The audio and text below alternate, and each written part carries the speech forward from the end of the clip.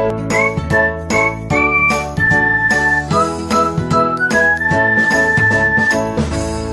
everyone, hope you all are well at home. This is Beena Parihar, your mathematics teacher.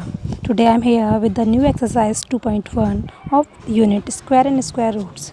In the previous video, you have studied the introduction of squares, perfect square numbers and the properties of square numbers.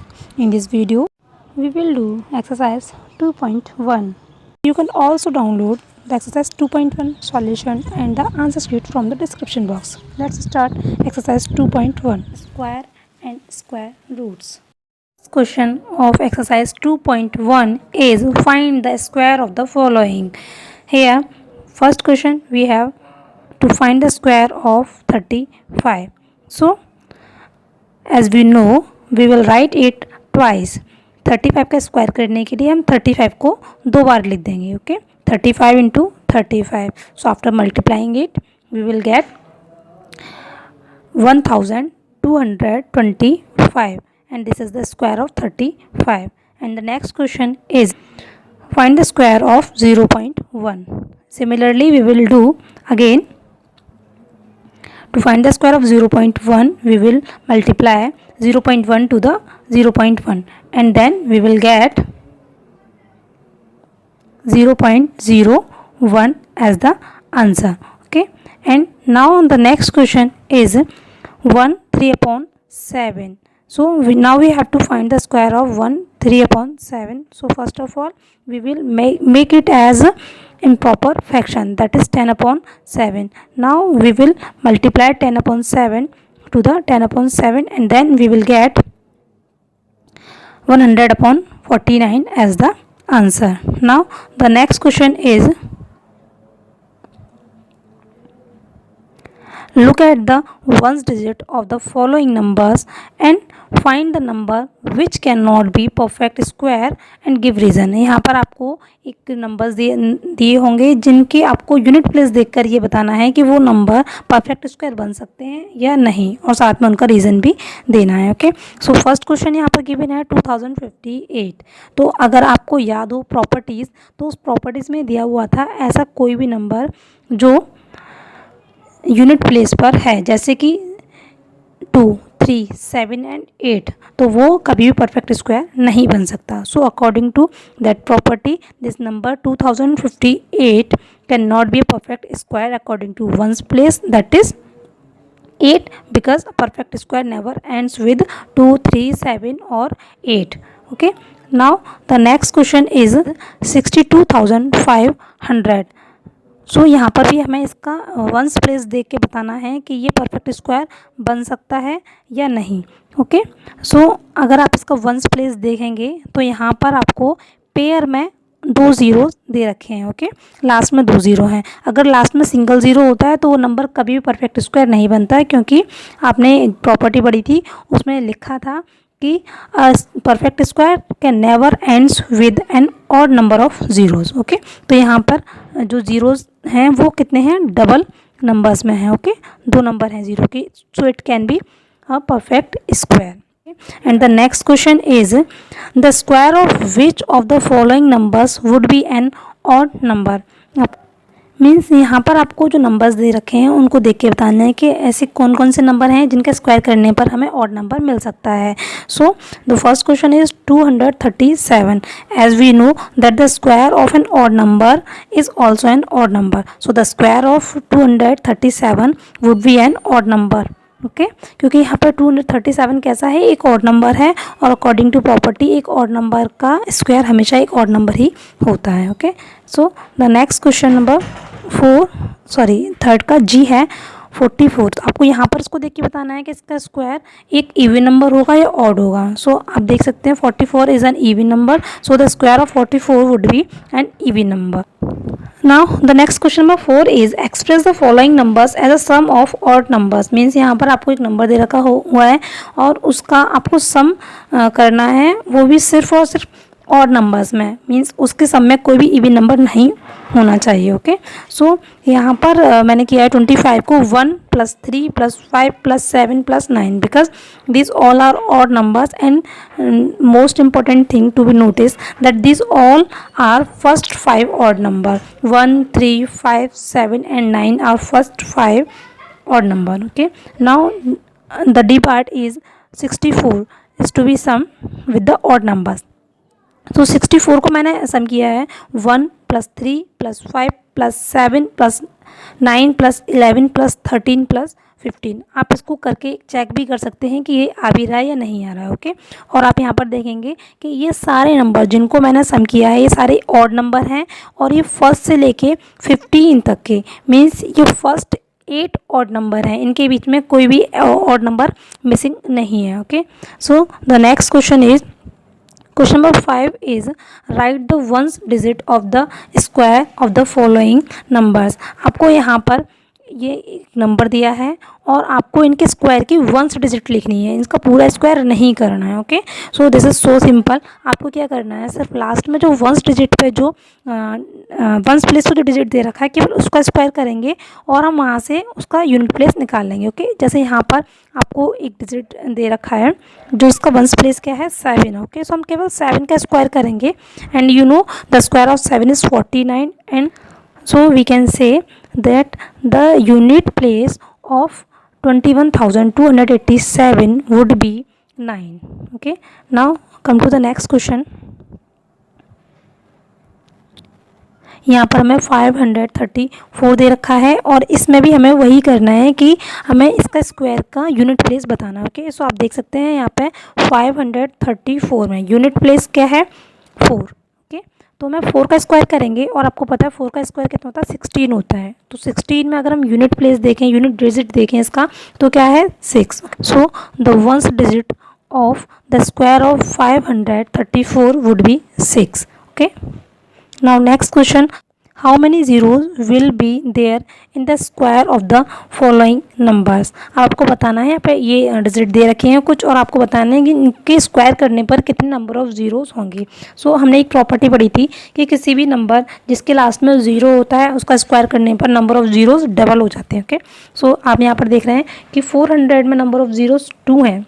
कितने zeros हैं यहाँ पर 2 zeros हैं। Okay, तो अब जब हम इसका स्क्वायर करेंगे तो नंबर ऑफ जीरोज क्या होंगे, इसके डबल हो जाएंगे। इसे यहाँ पर 4 है तो ये यहाँ से ये यहाँ पर 400 में 2 जीरोज़ हैं। जब हम इसका स्क्वायर करेंगे तो यहाँ पर ये नंबर ऑफ़ ज़ीरोज़ आप देख रहे हैं कितने हो गए 2 से 4 हो गए, मीन्स ये डबल हो गए। ओके, सो ये आपका आंसर हो गया कि therefore 4 zeros will be in the square of 400। Okay, now the next question number C is 20। आपको बताना है कि 20 का स्क्वायर करने पर कितने नंबर ऑफ़ ज़ीरोज़ होंगे 20 के स्क्वायर में। ओके, सो आप देख रहे हैं यहाँ पर 20 में कितना है, केवल 1 ज़ीरो है यहाँ पे। ओके, तो जब हम यहाँ पर इसका डबल करेंगे तो यहाँ पे 1 है तो यहाँ पर कितने जीरो हो जाएंगे 2 ज़ीरो हो जाएंगे। Okay, so there are 2 zeros in the square of 20।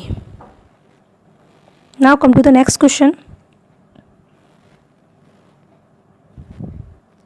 How many non perfect square number lies between the following. अब आपको यहाँ पर एक क्वेश्चन दे रखा है कि square of 10 and square of 11 के बीच में कितने नॉन परफेक्ट नंबर लाइज करते हैं।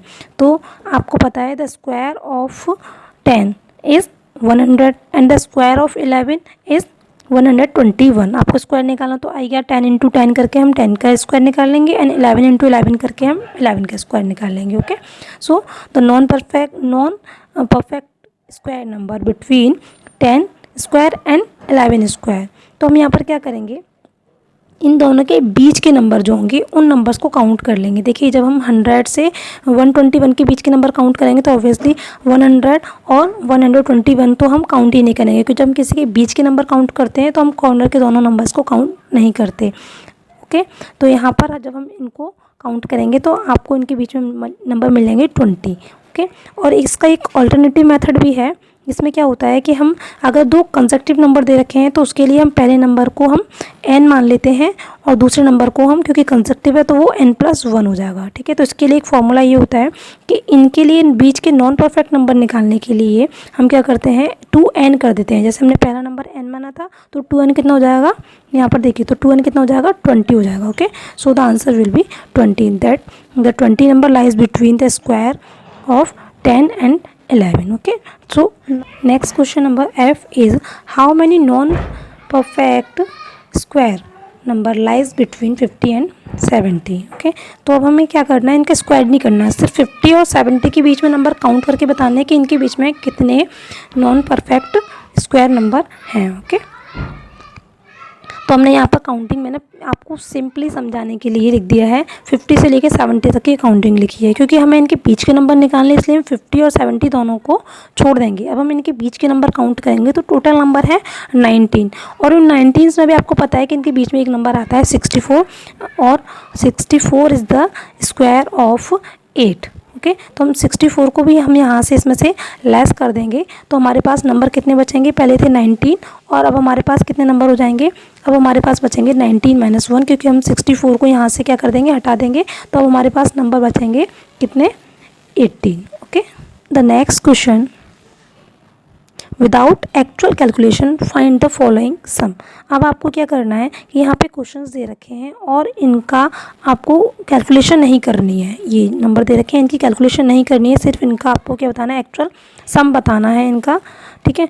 तो आप यहाँ पर देखेंगे 1, 3, 5 and 7, ये यहाँ पर कैसे नंबर हैं, ये ऑड नंबर्स हैं और वो भी स्टार्टिंग के 5 ऑड नंबर हैं, इनके बीच में कोई भी ऑड नंबर बीच में मिस नहीं है। ओके, यहाँ पर मैंने लिखा हुआ है, so the sum of the square, इसका एक फॉर्मूला होता है कि जितने नंबर हम उतने काउंट कर लेते हैं। हम देखेंगे यहाँ पे 1 2 3 4 5, कितने हैं 5, तो हम उसका स्क्वायर कर देते हैं तो ये आपके हो जाएंगे 5 का square, 5 × 5 25। Okay, next question number 9 is check whether the following numbers are perfect square, if not find the smallest number by which this square would be multiply so that the product of a perfect square.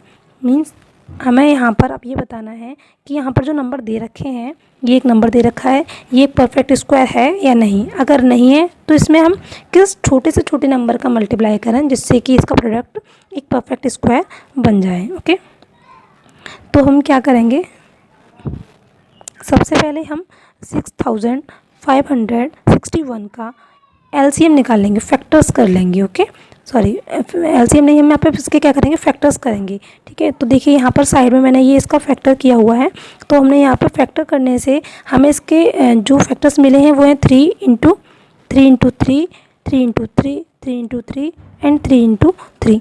तो आप देख रहे हैं यहाँ पे हम क्योंकि pair बनाते हैं तो यहाँ पर सब कैसे हैं, पेयर्ड हैं, कोई भी ग्रुप नॉन पेयर्ड नहीं है। ओके, जब हम इसका अंडररूट करेंगे तो यहाँ से ये जो पेयर हैं ये एक एक करके बाहर निकलेंगे। जैसे यहाँ पर 3 × 3 है तो ये 3 × 3 का केवल एक 1 3 बाहर निकलेगा। ओके, इन दोनों में सिर्फ एक बाहर निकलेगा ये, और इन दोनों में से ये एक निकलेगा और इन दोनों में से ये एक निकलेगा। इस तरीके से हम इनको बाहर निकाल लेंगे और यहाँ पर हमें लास्ट में मिलेगा 3 × 3 3 × 3 3। ओके, तो ये हो जाएगा हमारा 81। इसका मल्टीप्लाई जब हम करेंगे तो हमें मिल जाएगा 81। ओके, सो हम कह सकते हैं कि 6561 is a perfect square. Now come to the next question. इसी तरीके से हमें एक और क्वेश्चन दे रखा है 4851। इसका भी हमें क्या बताना है कि ये एक परफेक्ट स्क्वायर है या नहीं है। ओके, और अगर नहीं है तो हम किस नंबर से मल्टीप्लाई करें कि ये परफेक्ट स्क्वायर बन जाए। ठीक है, तो पहला वाला जो नंबर था वो तो ऑलरेडी परफेक्ट स्क्वायर ही था, तो सबसे पहले हम क्या करते हैं, इसके फैक्टर्स करते हैं, और अगर फैक्टर में कोई भी एक ग्रुप अनपेयर्ड रह जाता है, ठीक है, तो उसके लिए हम क्या करते हैं, उसी नंबर से मल्टीप्लाई कर देते हैं सो दैट वो परफेक्ट स्क्वायर बन जाए। तो इसके लिए देखो हमने यहाँ पर जब इसका एलसीएम फैक्टर्स जब हमने इसके किए हैं तो हमें इसके फैक्टर्स में क्या मिले हैं, 3 × 3 7 × 7 एंड 11। अब आप देख रहे हैं कि यहाँ पर 3 × 3 का पेयर बन गया, 7 × 7 का ही पेयर बन गया, बट यहाँ पर जो 11 है ये कैसा रह गया है, ये ग्रुप में से एक अनपेयर्ड रह गया, इसका पेयर नहीं बन पाया। ठीक है, तो इसके लिए हम क्या करेंगे, इसमें 11 का ही मल्टीप्लाई करेंगे, क्योंकि देखो उसमें स्मॉलेस्ट नंबर पूछा। और अगर आप सोचेंगे कि हम 11 से किसी और छोटे नंबर का मल्टीप्लाई कर दें तो क्या उसका 11 का पेयर बन जाएगा? नहीं बनेगा। इसलिए हम 11 का ही मल्टीप्लाई करेंगे, जिससे कि इसका 11 का भी पेयर बन जाए। और देखिए हमने यहाँ पे इसमें 11 का मल्टीप्लाई कर दिया। अब ये सब पेयर्ड हो गए। 3 और 3 का भी एक ग्रुप हो गया, 7 7 का भी ग्रुप हो गया, और इसका भी। ओके, तो यहाँ पर जो आपसे पूछा था वो ये था कि हम किसका मल्टीप्लाई करें सो दैट ये एक परफेक्ट स्क्वायर बन जाए। तो हम यहाँ पर क्या करेंगे, 11 का मल्टीप्लाई कर देंगे। और ये देखिए यहाँ पर लिखा है, ये 11 का मल्टीप्लाई कर देंगे, जिससे क्या होगा, ये परफेक्ट स्क्वायर बन जाएगा। Okay, so now come to the next question. Check whether the following numbers are perfect square. If not, find the smallest number by which these should be divided so that the quotient is a perfect square. ठीक है, अब आपको पहले वाले question number 9 की तरह ही है, बस उसमें मल्टीप्लाई करना था। यहाँ पर हमें डिवाइड करना है। प्रोसेस दोनों का सेम ही रहेगा। यहाँ पर जो हमें डिजिट दे रखी है, इस नंबर का हम सबसे पहले फैक्टर्स करेंगे। फैक्टर्स से हमने यहाँ से फैक्टर्स करके क्या मिला है, 3 इंटू 3, 5 इंटू 5, 5 इंटू 5। तो आप देख रहे हैं यहाँ पर ये सब कैसे हैं, पेयर्ड हैं, कोई भी अनपेयर्ड नहीं है। ठीक है, जब हम इसे अंडर रूट करेंगे, रूट से जब बाहर निकालेंगे तो ये जो पेयर हैं ये 1 1 करके बाहर निकलेंगे। ओके, ये इन दोनों का पेयर का 1 3 बाहर आ जाएगा, इनके 5, इन दोनों 5 से यहाँ पे ये 5 आ जाएगा, और इन दोनों 5 का यहाँ पर एक 5 बाहर आ जाएगा। ठीक है, जब हम तीनों का मल्टीप्लाई कर देंगे तो हमें यहाँ पर मिल जाएगा 75। ओके, सो हम ये कह सकते हैं कि 5625 इज़ अ परफेक्ट स्क्वायर। हमें इसमें किसी का भी डिवाइड या किसी का भी मल्टीप्लाई करने की कोई ज़रूरत नहीं है, ये ऑलरेडी परफेक्ट स्क्वायर है। Okay, so now come to the next question D, that is 432। अब हमें 432 का भी फैक्टर्स करेंगे, और फैक्टर्स करके यहाँ से हमें जो फैक्टर्स करके यहाँ से जो मिले हैं ये हैं ये नंबर्स, यानी कि 2 इंटू 2, 2 इंटू 2, 3 इंटू 3 एंड 3। तो आप यहाँ पर देख रहे हैं कि ये दोनों का एक पेयर बन गया, इन दोनों का भी पेयर बन गया, इनका भी बन गया, बट ये जो 3 है ये कैसा रह गया, ये नॉन पेयर्ड रह गया। ओके, तो यहाँ पर 3 को छोड़ के सारे जो ग्रुप हैं उन सबका पेयर बन गया है। तो अब हम क्या करेंगे, क्योंकि ये एक्स्ट्रा है 3 है ना, और हमें डिवाइड करना है, तो हम इसी 3 का इसमें क्या कर देंगे, डिवाइड कर देंगे। ओके, देखिए यहाँ पर नेक्स्ट लाइन में ये यहाँ पे लिखा हुआ है, हमने इसका मल्टीप्लाई यहाँ पर हमने क्या कर दिया, इसका डिवाइड कर दिया इधर जाके, जिससे ये क्या हुआ, इसमें हम डिवाइड कर देंगे, डिवाइड करके हमें ये मिल जाएगा 144। ओके, तो अब हम यहाँ से जो बचे हैं, ये जो हमारे पेयर्स थे, इनको हमने अंडर रूट करके बाहर निकाल के ये हमारा आ गया 12। Okay, so the required number is 3 to be divided. This was the solution for exercise 2.1। See you soon in the next video. Till then, be safe at home. Thank you. Have a nice day.